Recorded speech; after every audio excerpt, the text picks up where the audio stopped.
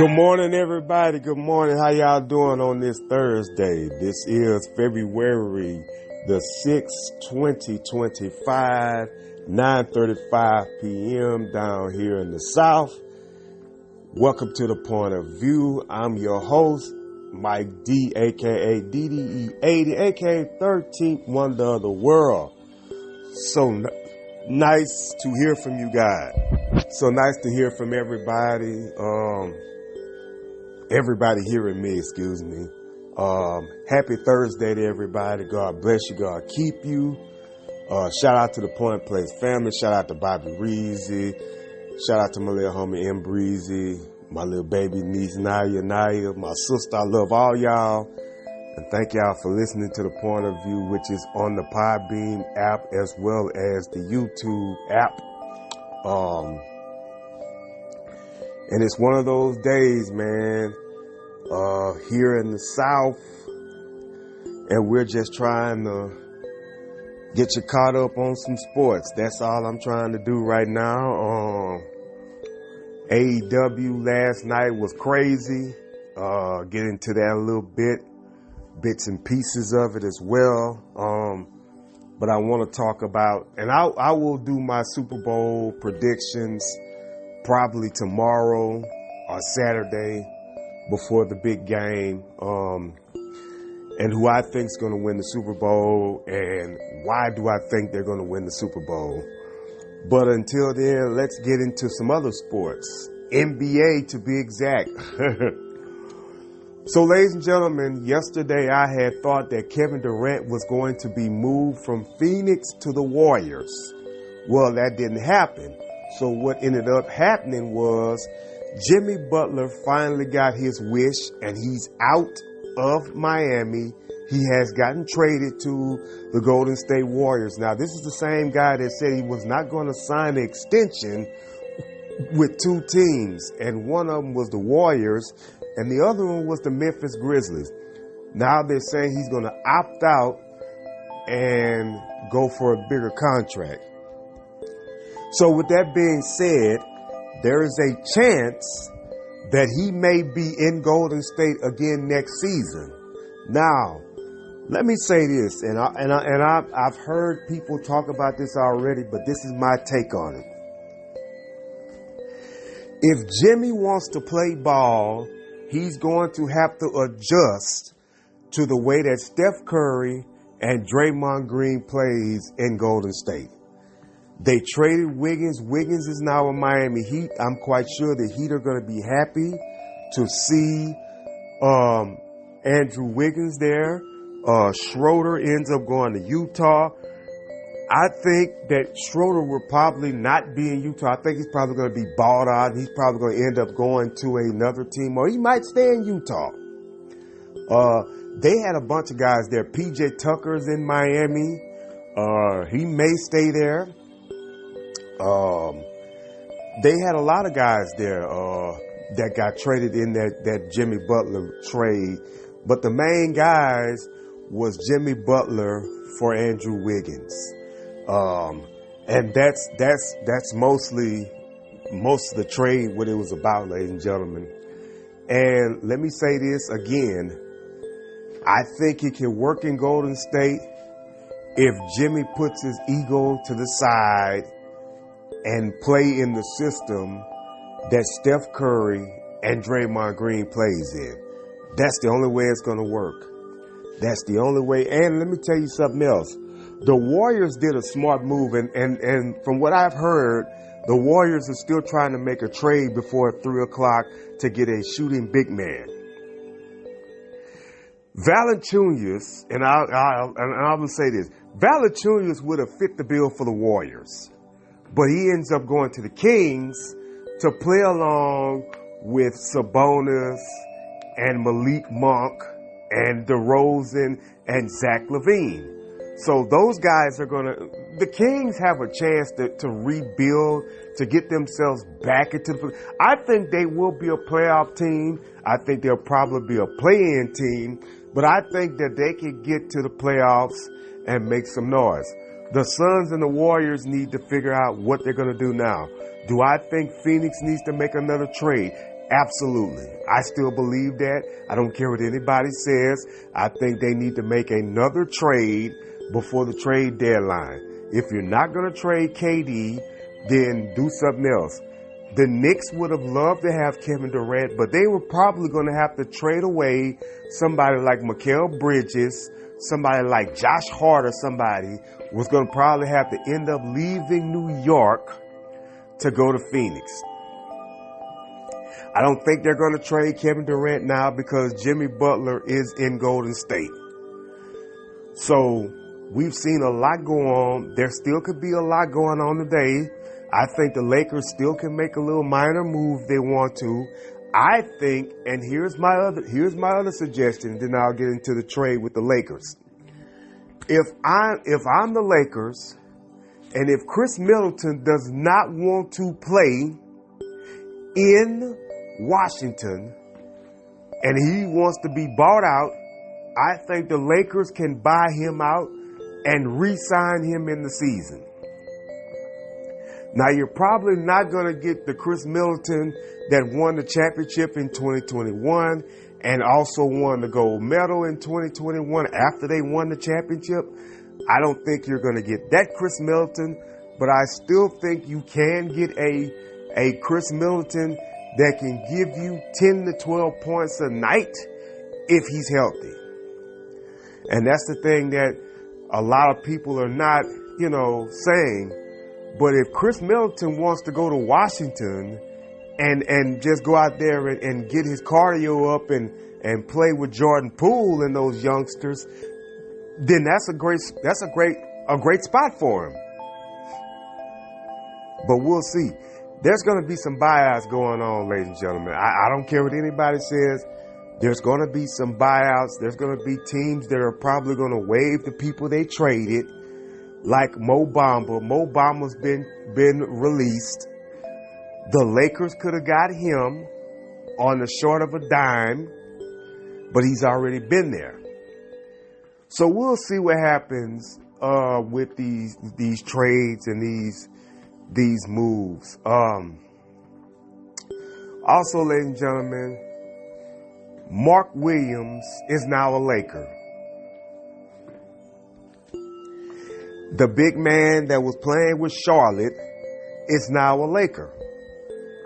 Connect Four and Cam Reddish both got traded to the Hornets for Mark Williams. Smart move by the Lakers. Rob Pelinka did a great move there. Connect Four is going to be okay. I know that he's the rookie that the Lakers picked up, and they traded him before he could even have a second year in LA. But Connect Four is going to be okay with Charlotte. He's going to get to learn under Lonzo Ball and those boys. But this is going to be a great decision by the Lakers because now they have a rim protector in Mark Williams. Mark Williams can do a lot of things. He can catch the ball off the rim. He can sprint. He can run. And that's what the Lakers need. That's what Luka and LeBron needs in order for them to make a move and make a push. Ladies and gentlemen, I agree with Gilbert Arenas. Shout out to the Gil Arenas crew. Him, Josiah, Rashad, Brandon Jennings, and of course Kenya Martin, whose son also got traded. His son got traded as well.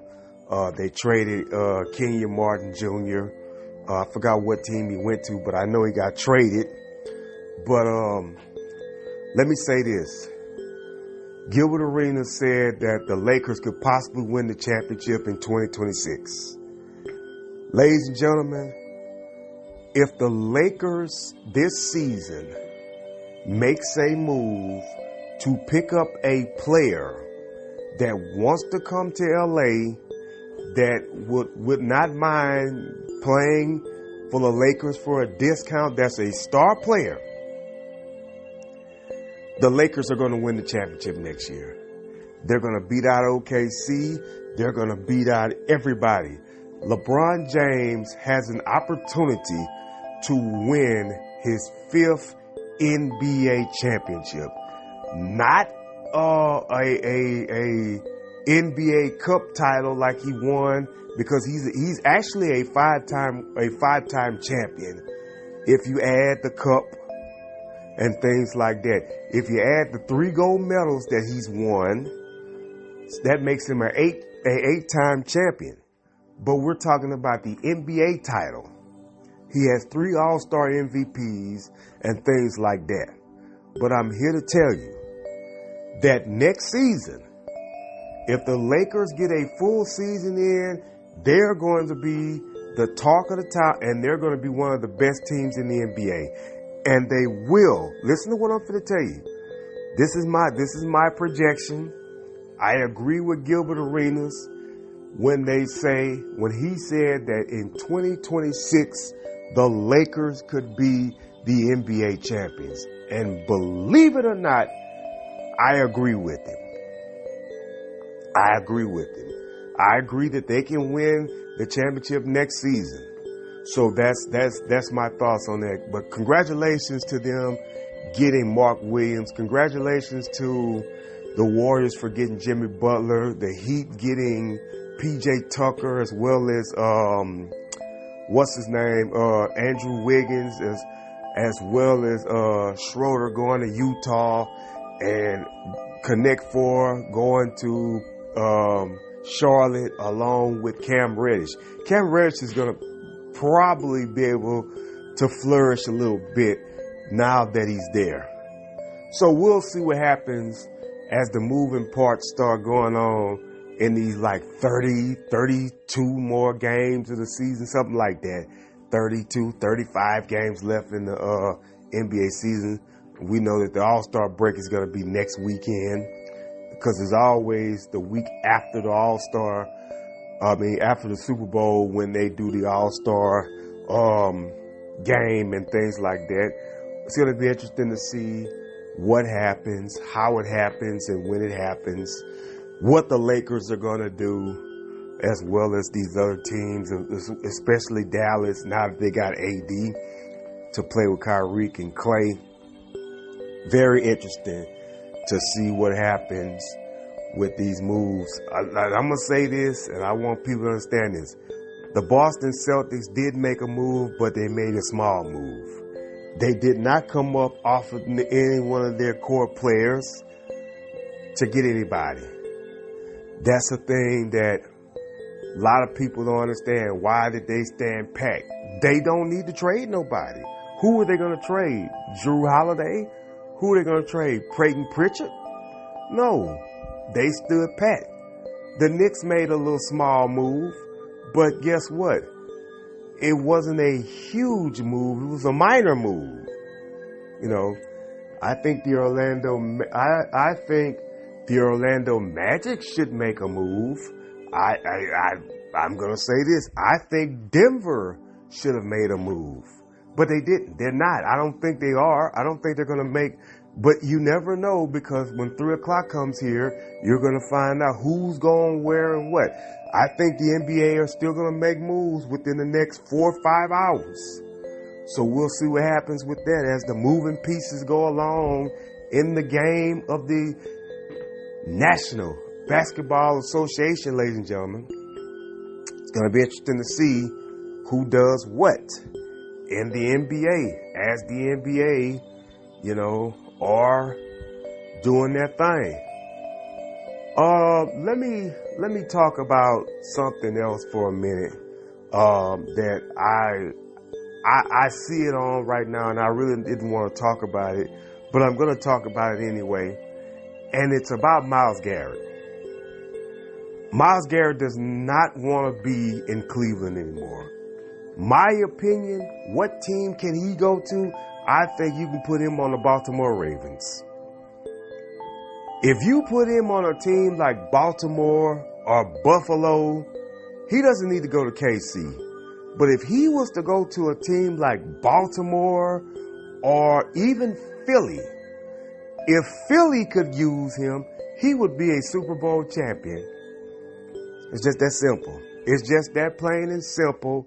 The way that Myles Garrett is, he does not need to go to a team like Dallas.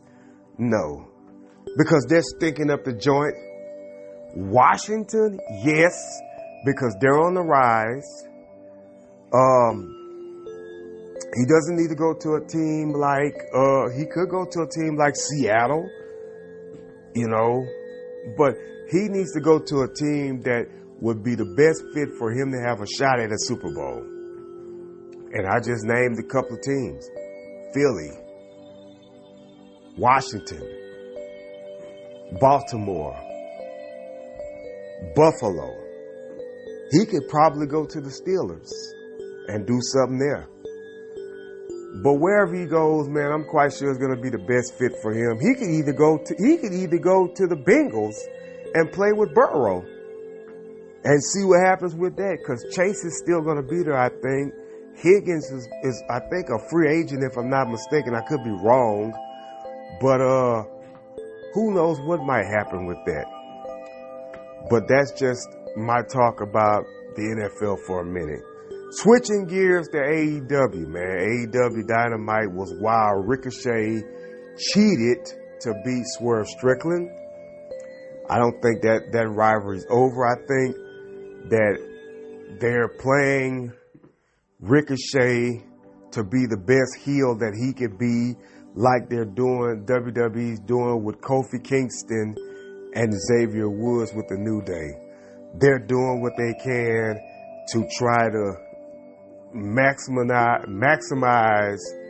the great heel runs of these guys, and that's in both businesses, as well as the Hurt Syndicate, Shelton Benjamin, and Bobby Lashley, by the way, who's the AEW Tag Team Champions, and they're going to be going up against the Gun Club. The A-Boys are going to be going up against them next week. I don't think the A-Boys are going to win. I think Billy Gunn's sons, one of them, going to probably tap out to Bobby Lashley. I don't think it's time for them to lose yet. It's going to be a real great team, and they're going to have to catch Bobby Lashley and Shelton Benjamin on a bad night to beat them for those tag team titles. That's my thought on that. Interesting, the Death Riders against Rated R, FTR, and of course Switchblade. So Switchblade has grouped up with Edge and FTR to take out the Death Riders. So, with that being said, here's what I think, and I said this a while back. I think what's going to happen is the Trios Tag Team titles, which is held by Claudio Yuta, Willer Yuta, and Pac, are going to end up defending those titles against either Rated R, FTR, which is Edge, aka Copeland, and Willer, Cash Willer, and Hardwood.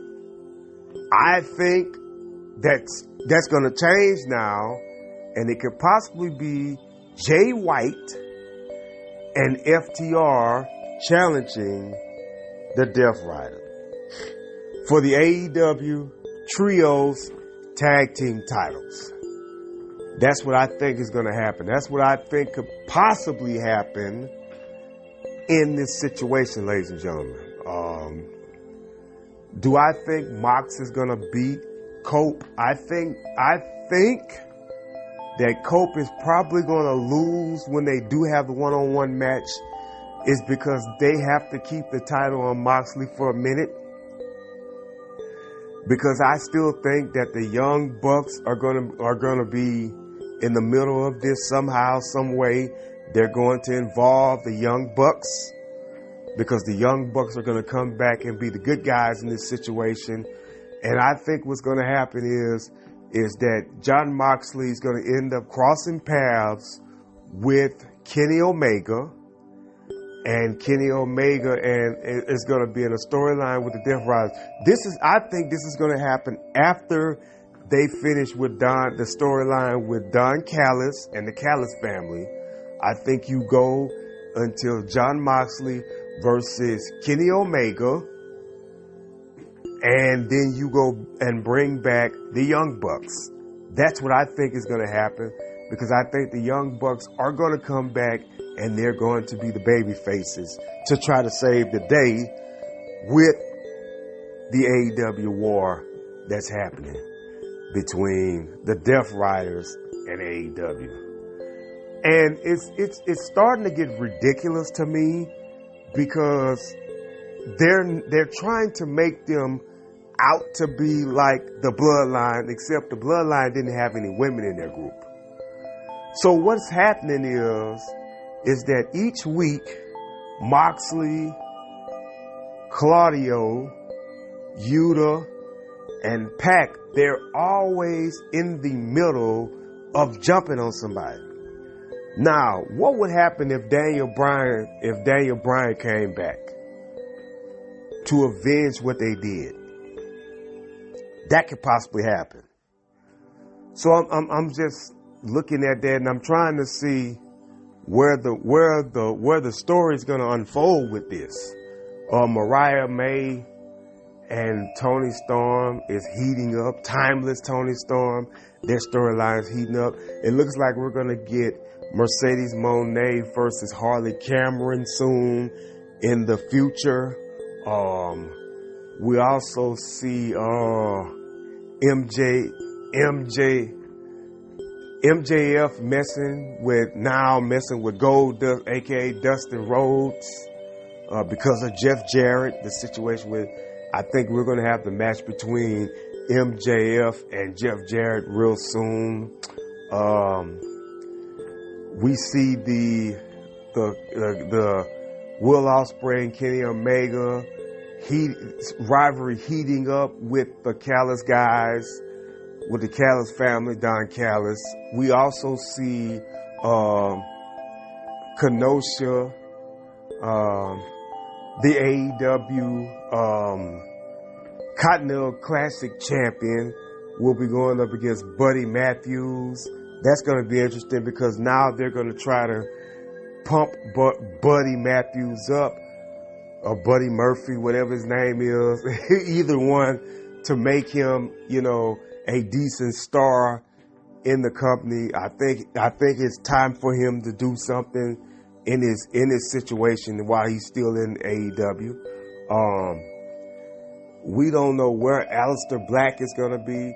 I think Aleister Black is on his way back to WWE. I think that within next month, you will probably see him on a WWE card.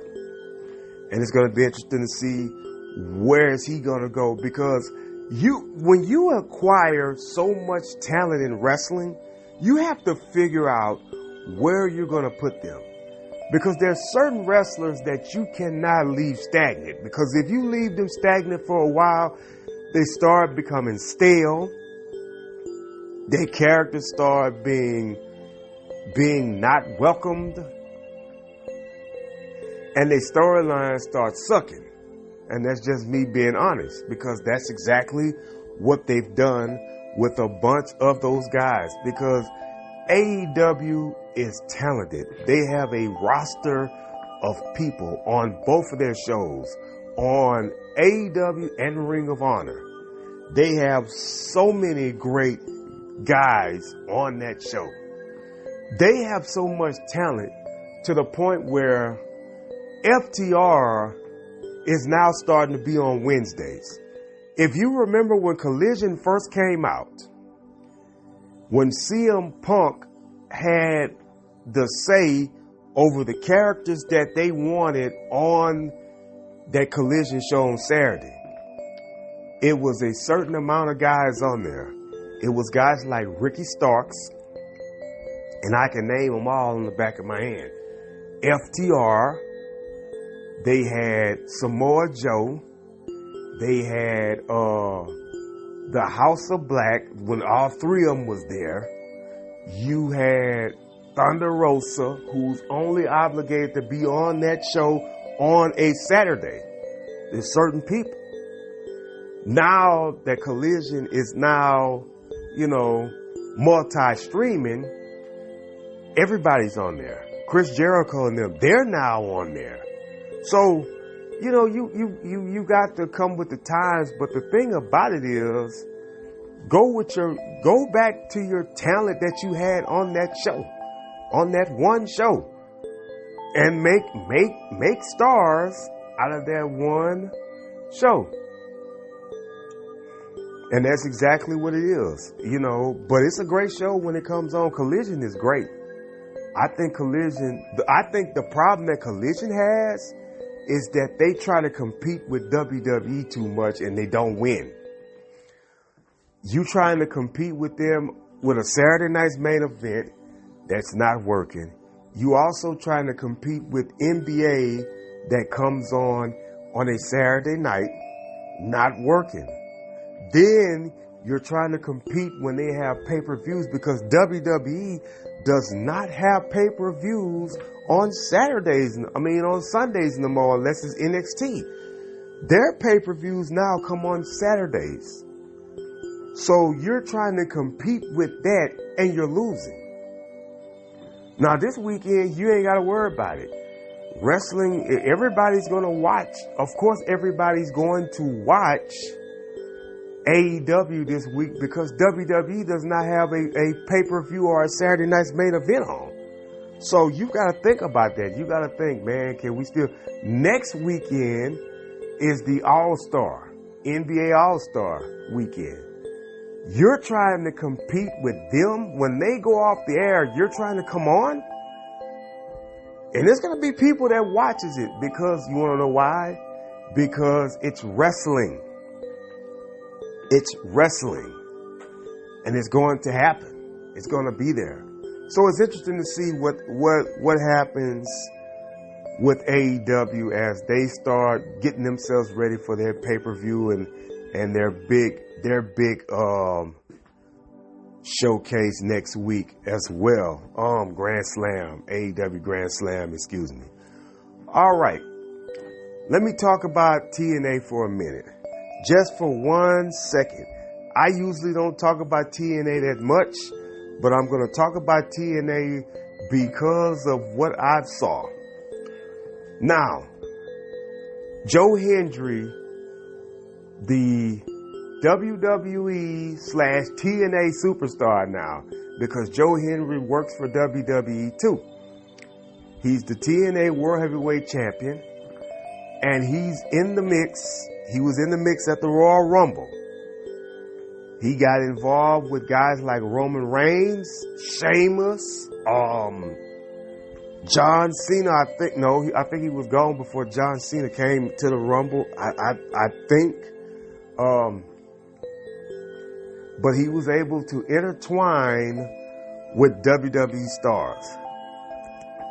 Let me tell you what I think should happen. Let's just say for a minute, if Joe Hendry had a pay-per-view match against John Cena for the TNA World Championship, and if Joe Hendry was to go over on John Cena, that would be one of the biggest wins in his career. Not only for the sake of TNA, but also for his character and his push. Because he's got one of the biggest push in the business right now. His push reminds me of what Jey Uso push is right now. Because they believe in the Yeet. The only difference is that Joe Hendry did not win no other singles title before he became the world champion. So you see the world champion is Joe Hendry of TNA. Jey Uso's now competing at WrestleMania for the world title. That's the only difference. But I will say this though. I still believe that Joe Hendry could have a huge run with the title if they market him right. You get what I'm saying? Cora Jane versus Masha Slamovich for the TNA Knockouts title is going to be interesting. Do I think Cora Jane's going to win? No. Cora Jane probably will not win against Masha Slamovich. But I think it will be a great match. And if you know me, I love to see it. I would love to see Cora Jane finally win a championship. But if I was them making moves like that, I would let Cora Jane win that title and let Masha chase her only to win the title back. Because you got to do something very unprecedented and something that will blow the minds of the wrestling fans and say, no, I can't believe they did that. Let me tell you what shocked everybody this past weekend. When CM Punk, Seth Rollins, Drew McIntyre, and Roman Reigns got eliminated from the Royal Rumble and John Cena was still in that thing, everybody thought that John Cena was going to win the Royal Rumble. Even when it came down to Cena and Jey Uso, everybody thought, well, Jey Uso did a great job. He's going to be the runner-up in the Royal Rumble. But guess what happened? The WWE pulled the fast one. Because everybody thought that John was going to win, and they thought John was going to WrestleMania to fight for the title. Well, guess what happened? Jey Uso shocked the world by eliminating John Cena. And that was on the same night that the NBA shocked the world by trading Luka Doncic from Dallas to the Lakers for Anthony Davis. So that was a big shock because nobody didn't think Jey Uso was going to win. Nobody had that on their mind. I was one of them because I thought that Jey was probably going to win later on this year. But for him to start the year off winning the Royal Rumble at the first pay-per-view in the year, absolutely. No problem at all with him winning. No problem at all with him winning. But everybody knew that Joe Hendry was probably going to win the title, but nobody thought he was going to beat Nick Nemeth for it, even though he had already had like 2-3 chances with Nick Nemeth, and everybody thought that Nick Nemeth was going to still beat him, aka Dolph Ziggler. But he finally won the big one. The Hardys did some content for WWE. It was good to hear that they were back in WWE doing some content. It's interesting to see where Eric Young goes now, even though he's heel again, over and over. Moose is still the X Division champion. I wonder what's his next move.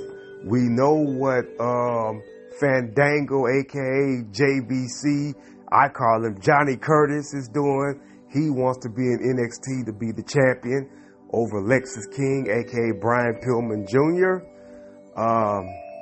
Congratulations to Triple H. I never said this, but congratulations to Triple H for becoming the first member of the 2025 WWE Hall of Fame. He's going to go in as an individual Hall of Fame talent, not as a group with DX. I'm quite sure that later on down the line, he's probably going to be the first ever 3-time Hall of Fame inductee, because Evolution is going to be in the Hall of Fame. Him, Ric Flair, Batista, and of course Randy Orton.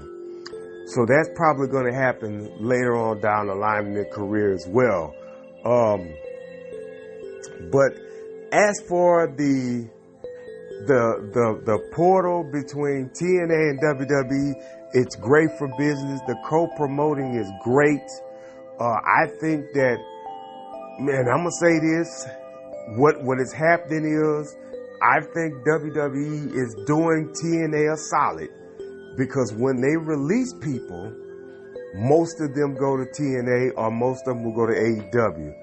Duke Hudson, which was a shame that he got released, I think Duke Hudson could be a big piece if he goes to TNA, which means he will still be under the umbrella of WWE, but not really under the umbrella of WWE. He'll be only under the umbrella of TNA. We know that Nick Nemeth says he does not want to be under the umbrella of WWE. We know that. We know that that's why they brought Johnny Curtis, aka Fandango, to NXT, because they wanted him to be back under the umbrella of NXT. And that's exactly what they're doing. That's why they were able and easy, WWE was easy to get Jordynne Grace, because they knew that Jordynne Grace was going to sign with WWE as soon as her run with TNA was over. The same thing they did with Naomi. That's why you see Mickie James saw her at the Royal Rumble, because Mickie James can go back to TNA anytime she wants to. You know, WWE hired her to help with the young talent that's coming in to WWE. Smart move. Even though they did her bad a couple of years ago, they decided to bring her back. And I know another reason why they brought her back. They brought her back because Nick Aldis is her husband, and he works on SmackDown. Now, if she wanted to come back as a wrestler, no doubt about it, she would be on SmackDown. That's the way that is, you know. Charlotte Flair is probably going to, like I said, probably challenge Tiffany Stratton for the SmackDown, for the women's title on SmackDown. I think that's what's going to happen as well. I think that Charlotte Flair could possibly beat Tiffany Stratton at WrestleMania. I really wish they would not let her win. I really wish they would go with the arms of Tiffy time, and I would love to see Tiffany have a great matchup like that under her belt, because she was not able to beat Becky Lynch when she had the chance. And so it's good to see that Tiffy Time is doing what she needs to do in her first real year on the main roster. She was able to go in and become the SmackDown Women's Champion. That was a great accomplishment by Tiffy Time. Nia Jax was the buffer, the one that she lost to take the title. And Nia Jax had a great run in the Royal Rumble. She's always late, getting picked late in the Royal Rumble, because I don't think she can go number 1 or number 2 in that thing. I think she always is like 27, 28, or things like that. But it's interesting to see how the stories are unfolding in the wrestling world as well as in the NBA world. I still think that the NBA are going to make some trades. They got like a little under 3 hours left to make some more trades.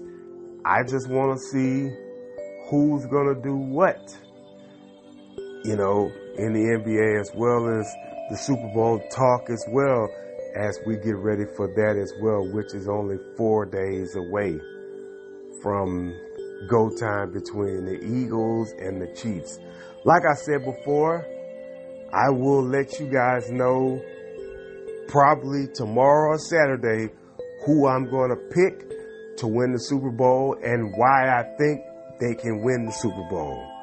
But until then, it was nice talking to you guys. God bless you. God keep you. I'm out. You guys enjoy your Thursday.